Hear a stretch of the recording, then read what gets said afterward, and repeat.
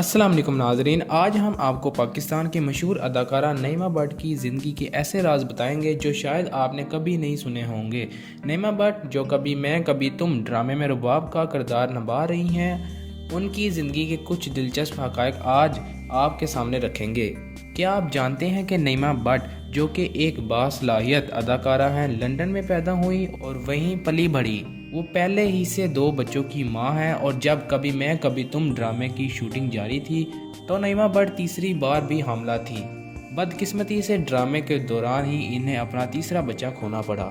जबकि दूसरी जानिब नईमा भट्ट ने एक गैर मुल्की यानी गोरे से शादी की थी, मगर शादी के 1 साल बाद ही इनके शोहर का इंतकाल हो गया, जिसके बाद नईमा भट्ट पाकिस्तान आ गईं और यहीं से इन्होंने अपने अदाकारी के सफ़र का आगाज़ किया। नईमा भट्ट के शोहर का बेहतरीन दोस्त भी इनके साथ पाकिस्तान आया और नईमा भट्ट के इस नए सफ़र में इनका साथ दिया।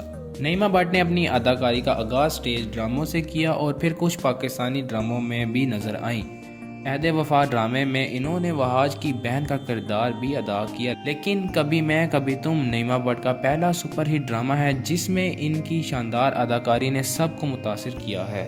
ड्रामे के शूटिंग के दौरान नईमा भट्ट और इनके दोस्त की गई वीडियो भी सोशल मीडिया पर वायरल हुई, जिससे इनकी फ़ैन फॉलोइंग में भी इजाफा हुआ।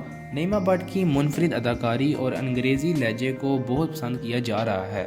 नाज़रीन, अगर आपको हमारी वीडियो पसंद आई हो तो लाइक, शेयर और सब्सक्राइब करना मत भूलिएगा। मज़ीद ऐसी दिलचस्प कहानियों के लिए हमारे चैनल को फॉलो करें। अपना ख्याल रखें। अल्लाह हाफिज़।